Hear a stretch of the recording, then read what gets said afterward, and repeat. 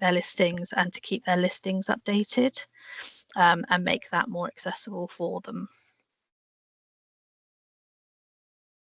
So yeah, as well as our main FIS team, the platform change was a pretty collaborative project. So involved a few of the other teams within Cornwall Council's Children's Services. So we held regular meetings with our early years teams. Nursery funding were involved, our Together for Families or Children's Services Communications team, and several of our SEND leads as well, as the platform also hosts the SEND local offer. We felt it was important to have input from these teams to ensure that the information and pages we provide are accurate and consistent with what we've already been communicating to families. Next slide, please. So yeah, before jumping into the design phase of the website, we placed really strong emphasis on the scoping stage of the project. We wanted to make sure we got this right for families in Cornwall. Part of the process, members of the working group held meetings with parent and carers to explore what they would see from a FIS directory, what they'd like to see, and drawing from their feedback as well as input from other platform users. The group agreed it was important to establish guiding principles for the project.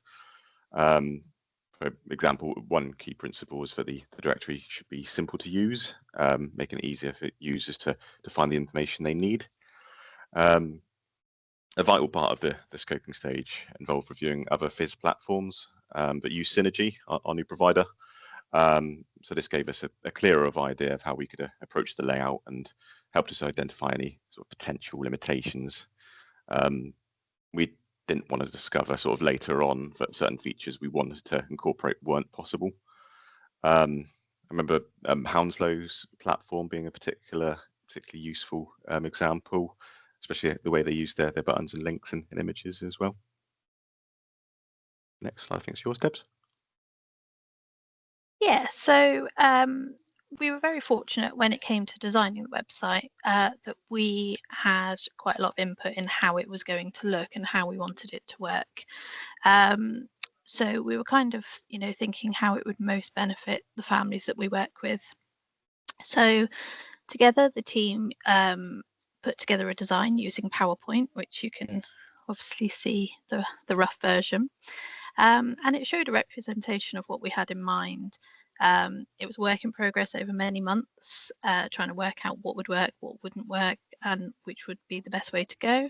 As you can see from the pasties and the photo holders, we built it, literally designed it from the ground up, which was really nice. When we looked at what we felt would work well and how accessible it would be, we looked at what our most popular pages were on our old website and also looked at our statutory duties. So we could make sure that they were made a priority and they were easy and accessible. So when we created the new website, we made the decision to keep the information as easily accessible as possible. So this meant that the FIS website would hold the directory of listings and all the information pages would be linked onto our main council website. So the reason for this was that we weren't duplicating information and it was easier to make sure that that information is kept up to date and relevant. So this is the final version of the website. This is the front page. We feel it looks inviting. It's got clear buttons for people to be aware of how to navigate. We use our brand colours to help with recognition, so families know that it's a council-run site and it can be trusted. And each page has a similar layout for continuity. So when we looked at how you would navigate the website, this slide kind of shows you where everything is. So you'll find each section is essentially broken up. The website is broken up into 4 categories. We have our childcare and schools, we have our activities and services for children and families, we have the send local offer, and then we have the links to our information pages. We worked to ensure that the navigation made sense. So you would know which place to go to find the information you were looking for. It took some trial and error. We listened to parents' feedback and how they felt the website should work, and use that information when creating these links. Alongside those categories, so we have the main three categories, which are the childcare, services and the local offer, and we'll talk about those in detail a little bit later. But we also wanted to include other information that's likely to be important to families, and we added these 3 additional buttons.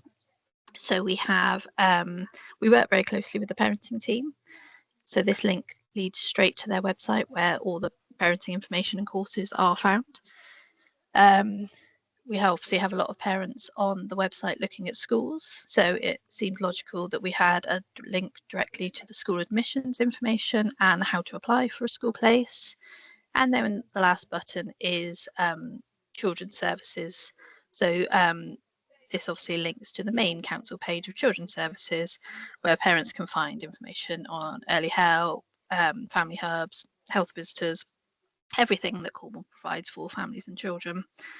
So it means that when parents are coming to the FIS website, they should be able to access all the information they need to do with children and families. Thanks.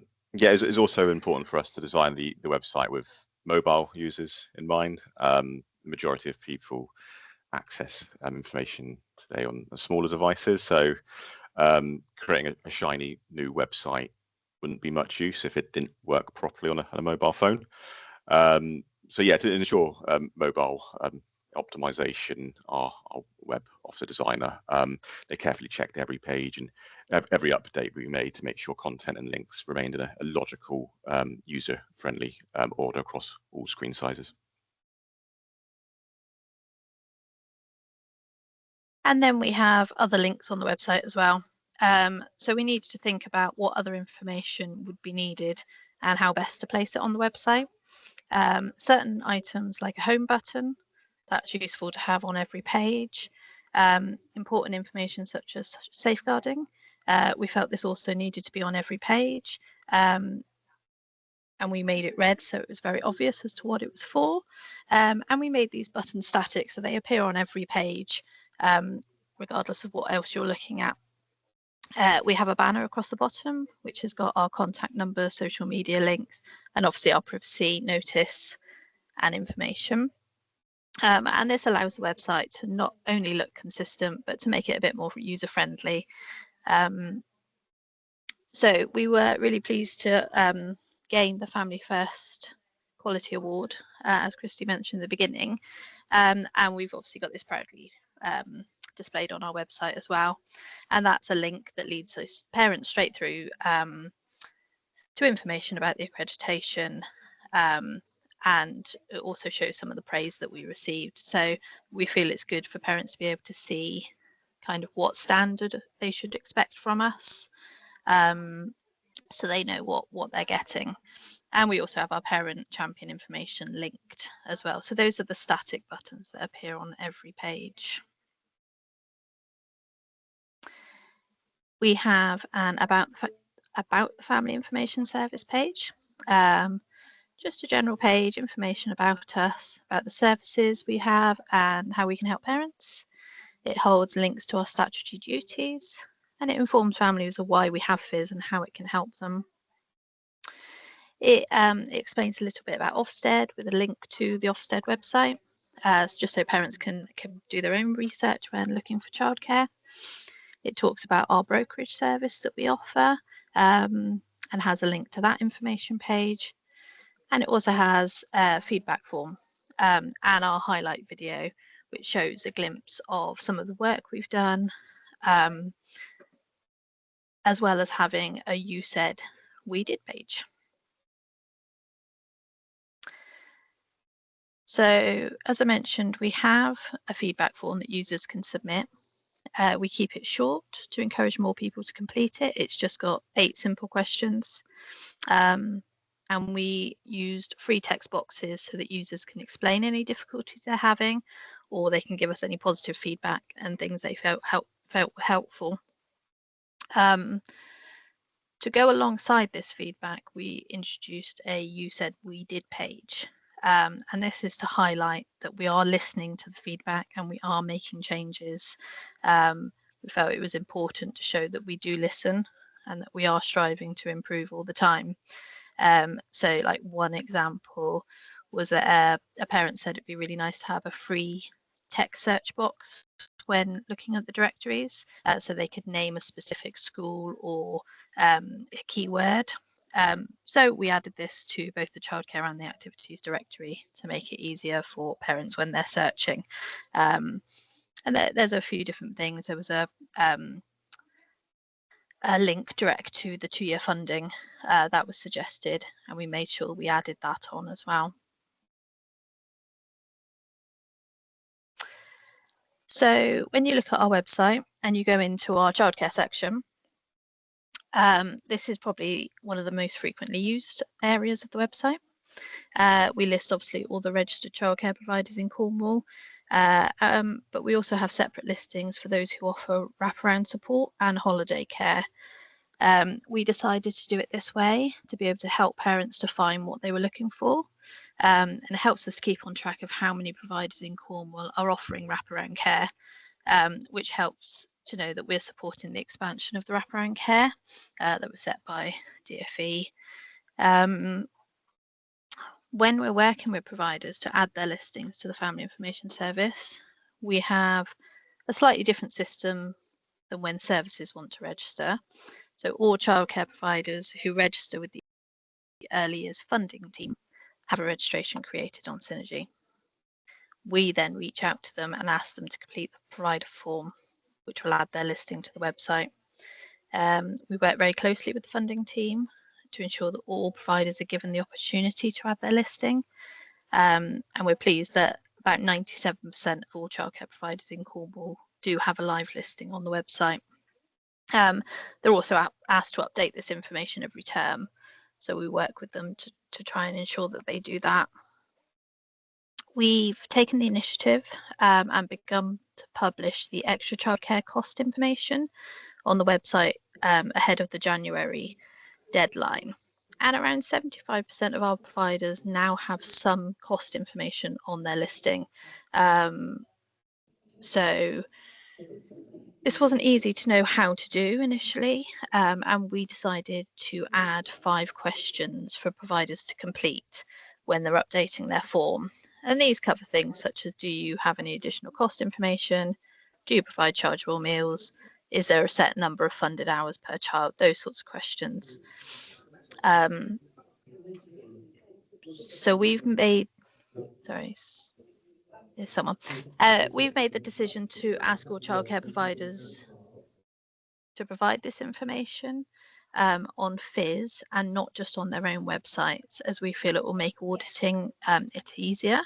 And we wanted to start the process early, so it would allow us to work out any problems that may arise before January. Also on the childcare section, we have our schools. It lists all primary, secondary schools, colleges, ARB units, alternative provisions and special schools in Cornwall.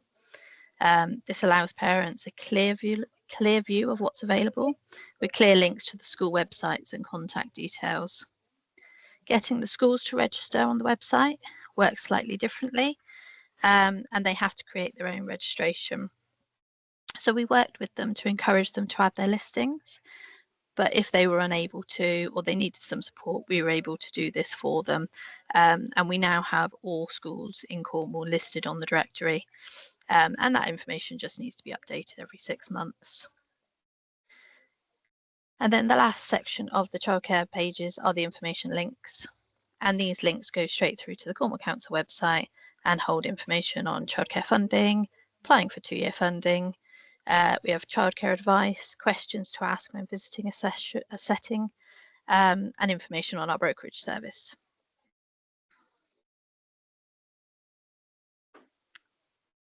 Sorry.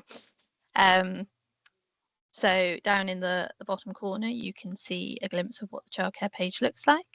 It's clearly laid out. You've got your 3 main search options and then the information button surrounding that. When you are looking for childcare or a school, there's a few different options. You can search by the name of the school if it's a particular one you're looking for. You can search by the type of childcare, or you can search by postcode and range. So if you're just looking for something general in your area. We do have a section where you can search by settings that offer funding. We're very lucky in Cornwall, and all our childcare providers offer some form of funding, but you can use it to kind of filter out, for example, childcare for under 2. So obviously it would filter out the schools and the preschools. We have additional filters for the ARB units, special schools and alternative provisions. And these were added actually after some feedback from a parent who was struggling to find. This was shortly after the website was launched, and it made us aware that, you know, we needed those extra filters to be able to help parents to find what they were looking for. Thanks, Tips. So yeah, separate from the childcare section, we've also created a dedicated landing page specifically for activities and services. So this section includes sort of the search feature, which allows parents and carers to look up activities and services via category or keywords. We've also got a section to support families from disadvantaged backgrounds. So we included a dedicated section for free and under £5 options, which are activities and events. And yeah, and for families looking for specific events and activities on certain dates, there's also a live what's on page where we update frequently. Next slide, please. So yeah, the activities search through, the list of categories that we've put together is a mixture of leisure activities and support services that families can access. One of the biggest challenges when building our directory was knowing which categories to break the services into. If they were too specific, it would mean a giant list of services which wouldn't really be user friendly. But if we made it too broad, we would end up with categories where listings would just get lost because there'd be too many under one name. So yeah, to help refine search, users are able to use a keyword function. So for example, if you type in the word swimming, for example, this should bring up providers such as sort of local outside pools, leisure centres, that sort of thing. And yeah, it's similar to the childcare search function like Deb just mentioned. Users can search via their postcode so they can find services nearby their desired location. Another really big challenge in maintaining quite a broad directory is managing the listings effectively. So there is a number of factors to consider. So there's encouraging services to register in the first place, supporting them through that process, and also helping them ensure that the information stays up to date as well. To keep on top of this, we do have a spreadsheet to track services we've contacted. So when we've reached out, whether they've registered. This just helps us monitor engagement and any sort of follow-up success. Registration can be quite tricky sometimes in terms of getting people to complete the process because it's with Synergy is a 2-step process that requires authentication on our end, if I can pronounce that correctly. Yeah, that's before providers can submit their information. So to make this easier, we've started offering a Word document form that providers can complete, and they can upload it manually just to cut out that stage. And yeah, to keep listings up to date and current, we do use a Power BI sheet that tracks when each service was last updated. So if a listing hasn't been updated in 6 months, we start to send reminder emails. If if we don't hear back after several attempts, we may consider sort of removing the listing, but only really as a last resort. We usually try contacting via a telephone first, or at least asking the provider to just look at the listing so we can update on their behalf. Yeah, we do try to be as systematic as possible. So we also maintain a monthly data log. So this shows services that have recently registered, ones that have dropped off, and this is broken down by categories as well. So this just gives a clearer picture of sort of all the information that we're providing on the website. Yeah, so going back to our free and under £5 page. So it might come as a surprise to some people, but parts of Cornwall are among the most deprived areas in England. So for many families, cost is a real barrier to accessing activities and spaces. So to help with that a little bit, we have created the free and under £5 section, just to make it a little bit easier for families to find affordable things to do locally in their area. So if there's things like sort of family farms or library sessions, outdoor spaces, that sort of thing. And yeah, because Cornwall is such a large county as well, we have broken that down into the west, mid and east, so families can more easily find what's available in their area. So yeah, with these pages, we chose not to use the search function to display the listings. We felt it was important for these pages to be visually appealing, and also allow families to just look at what's available all in one place per area. So yeah, the layout, so each entry includes a short description and a link to the activity provider's website. We regularly keep this page updated, so we're always searching for new activities, and we always encourage families as well to recommend affordable options that we're not aware of through our social media posts, so we can pop with them as well. And yeah, according to our Google Analytics, this page does receive some of the highest traffic on our site. So yeah, we do find it important to make sure that the information does stay up to date and it is current. Yeah, the what's on page, so that provides families with a live updated list of events and activities across Cornwall.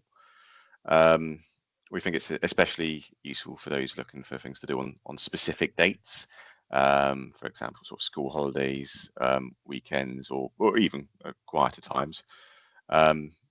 Like the free and under £5 section, we did split that into the west, mid and east as well, just to make it a bit easier to browse.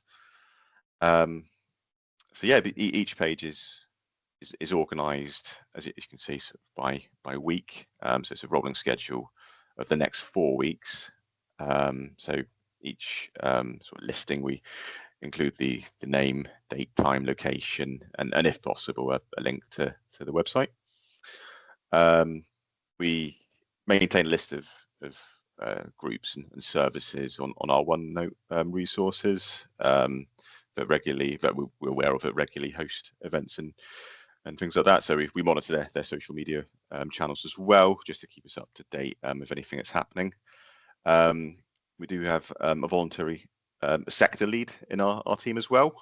She's really good at supporting us by sharing events through her regular mail outs, so that helps us keep us up to date with and be informed and connected.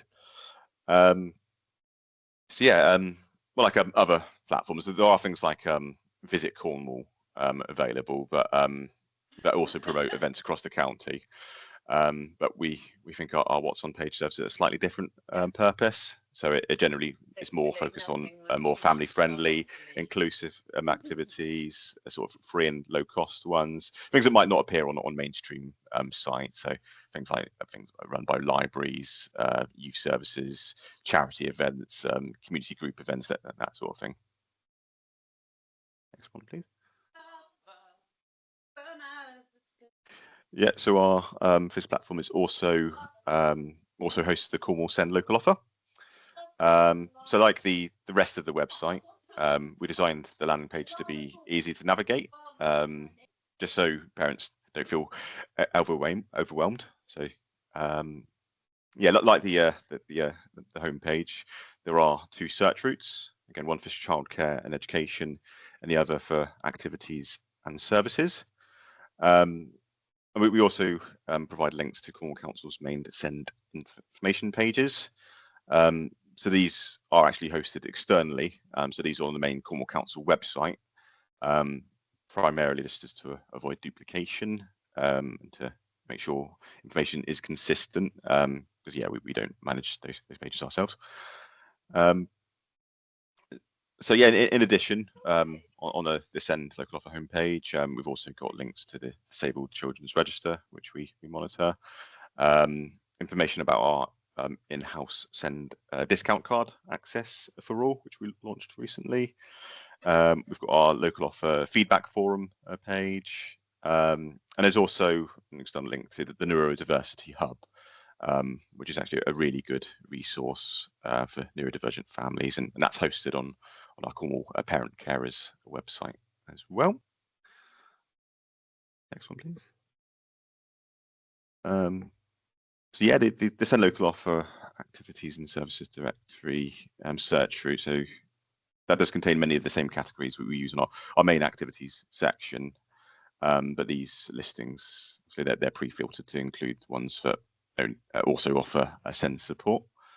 We've also added various Send specific categories as well, so based on needs. So you've got things there like sensory impairment or speech, language, and communication needs.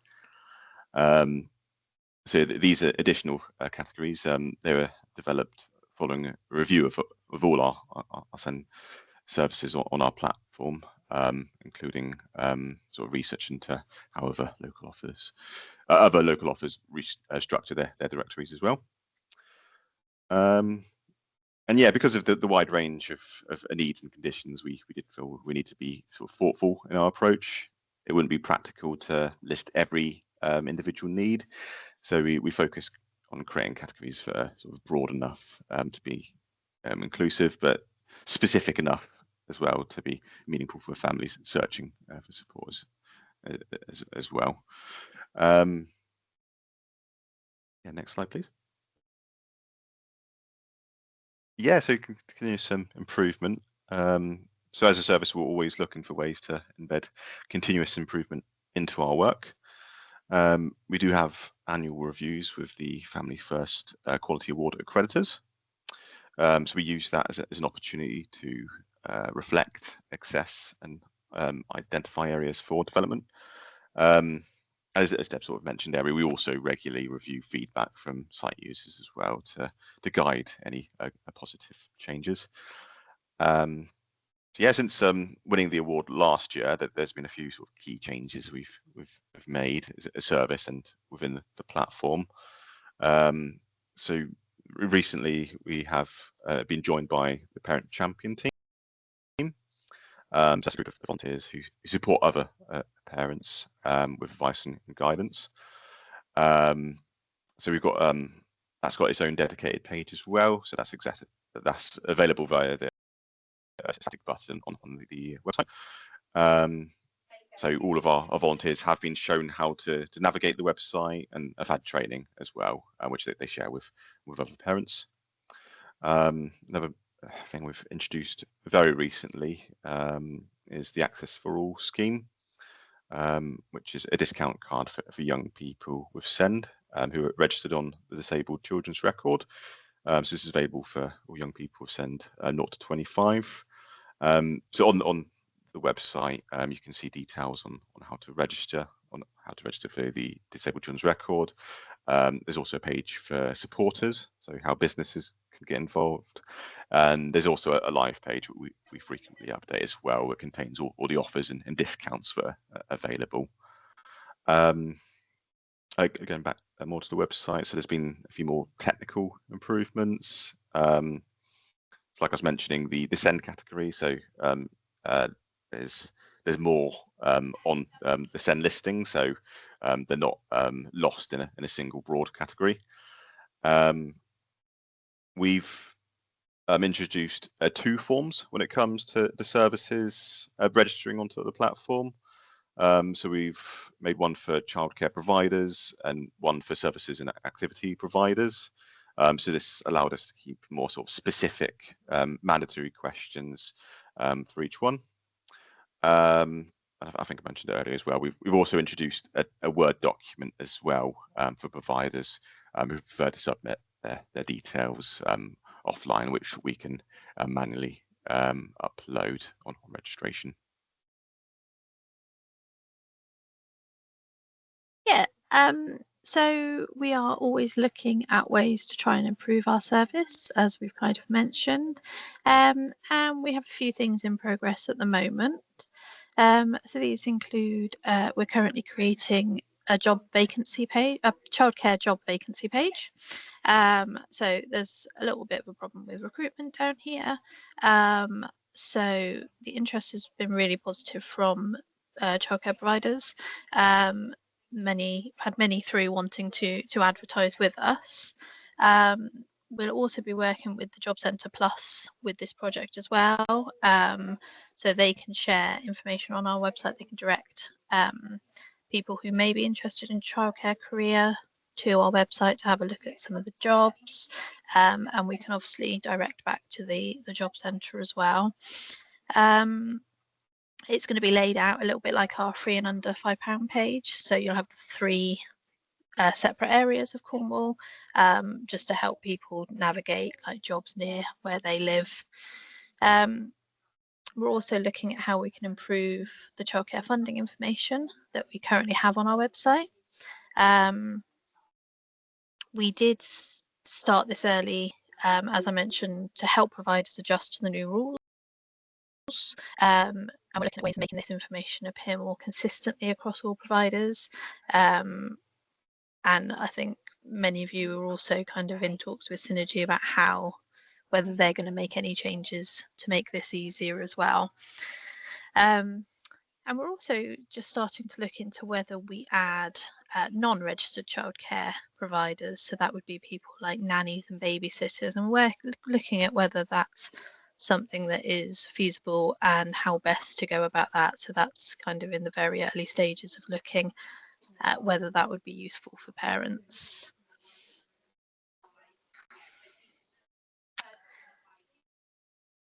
So that's kind of it from us. That hopefully explains our website and how we got to where we are. Obviously, if anyone's got any questions or comments, we would very happily answer them. You've got one coming from Rosie. Rosie, do you want to go ahead? Hello, I'm Rosie Ratcliffe. I'm Family Information Service Manager for Solihull, so a much smaller area than Cornwall. We use Synergy as well, and we have our directory set up in a reasonably similar way to you. I'm on a group at the moment who's looking at bringing other directories together, and it's all a bit fraught trying to get them to understand the importance of our information. I just wondered whether you'd had anything with the council wanting you to join up adults information as well, adult directory stuff, or whether that was very much kept separately, or whether you've got to have links between the two. There's kind of a push in Solihull for kind of all ages information. I just wondered whether you'd had the same thing or not. We're actually the opposite. We used to be combined with adults. It was actually just before Christy and I started that previous year, I believe, that they separated adults out from FIS. So they now are running completely separately. So yes, ours is the opposite to you, actually. Interesting. So we are just children's and families now, and adults run separately. Okay, thank you. That's really useful. If anyone else. I'm just stopped presenting. I just realised. Yeah. So yeah, we are different there. Thank you. I think you've got one from Adele and then Judith. Questions? I'm in Hampshire. You say you've got a small team. I am the team. So there are other people in the advice and information team, but they're focused on the adults. We've just brought them together, so we're bringing the adults and the children together at the minute. And so I'm only 3 weeks in, and we're looking at overhauling the site. So love your site, totally going to model ours on yours. So thank you. And my question was around, because at the minute, each department in the county council maintains their own part of that website. So, and I'm not allowed to change things without meeting with that department, talking to them, getting their agreement, and they probably have to get their managers' agreements and everything. So I don't know if that's the same for you, and how do you navigate that? Yeah, in a way that it is quite similar. So you might notice on our platform, many of the information pages are actually external on the Cornwall Council website. So obviously we do have a degree of sort of influence on what goes on those sort of things, but yeah, we need to have permission and have meetings and things like that before those sort of changes are made. I know Debs has a lot of conversation about the childcare information pages, for example, making sure that's all laid out neatly and understood, because I think that's one of the biggest things is we get calls for is not knowing how to apply for 2-year-old funding. Thank you. I think one of the things with updating their actual listing, I'm sure a lot of FISs are the same, where it can be difficult to get other departments to update their listing to make sure, or even to put their listing on. And we kind of get around that a little bit with council run services by just putting on the very basic, so the stuff that's already publicly out there. So their contact information, their website link, and a very brief description. So if they want to add more information, if they want to share more information, then they need to take control of that registration, which we obviously do try to encourage. But for those services that we feel it's really, really important that families are aware of, we will put on like a skeleton listing, so at least parents can see that they exist. Does that kind of make sense? Yeah. Thank you. It's not easy. Yeah, nothing's ever easy. I think Judith's got the next question.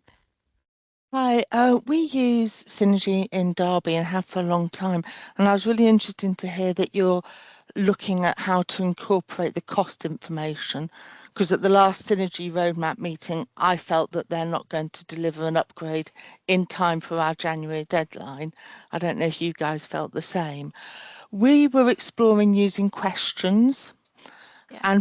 And building an e-form so that they can submit questions, but we can't see how you can map the e-form question sections over to the database. Have you had any more luck than us, or are you using a different part of the database? I'm not very good with the technical side, if I'm honest. So we have added, I don't know if all the provider forms are the same across Synergy, whether everyone kind of uses it in the same way, but the provider form that the childcare provider will fill out with, all their information, we've added the questions there. The downside to that is they just come at the bottom of the listing amongst like the send information and other questions that have been asked. You can't move them into their own specific section of their listing, if that makes sense. Yeah.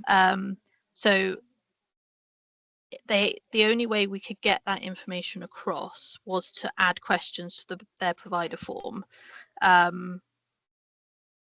Christy, I don't know if you know technically any more than me how.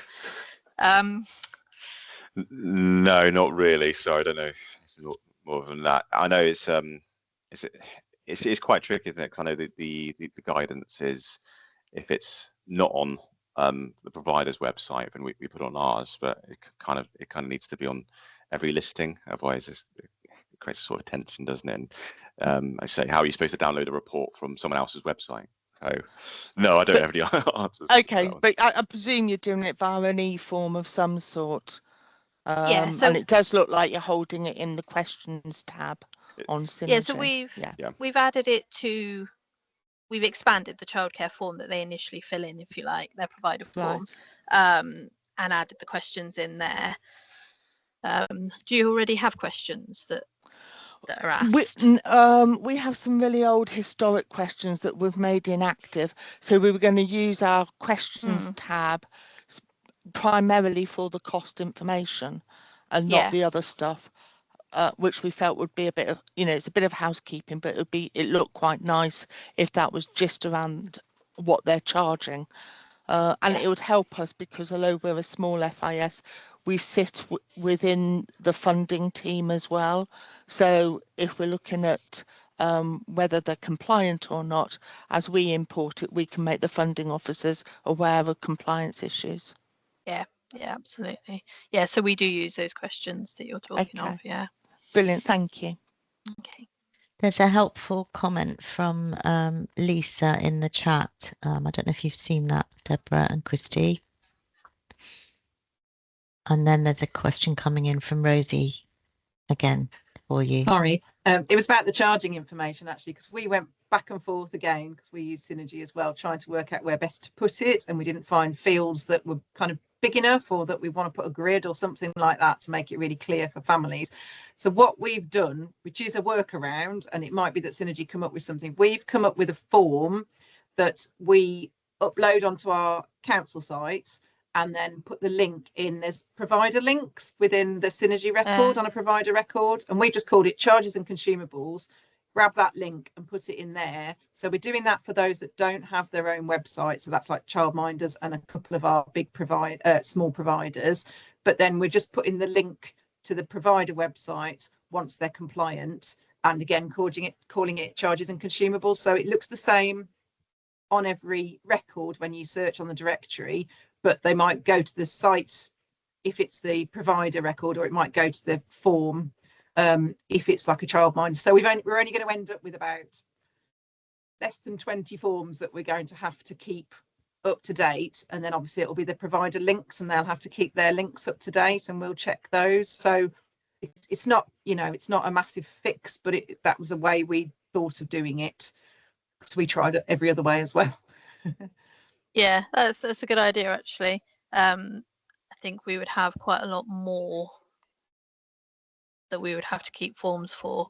But yeah, it's a good thing to think about actually, if Synergy don't create the questions we need. I think there's a question in the chat for you from Carrie Owen. I don't know if you want to ask it for yourself, Carrie. Are you there? Hello. Carrie? Yes, I am here.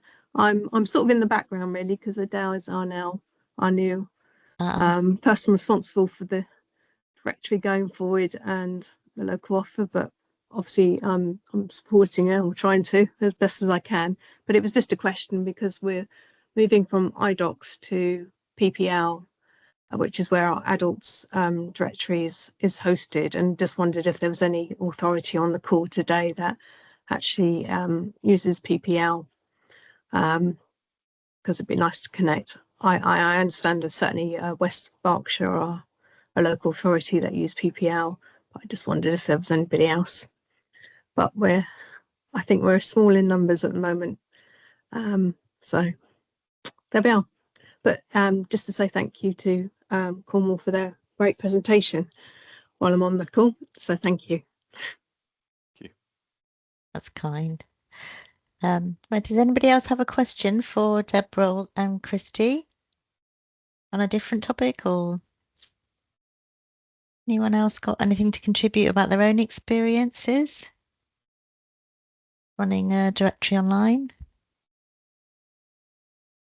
No more questions.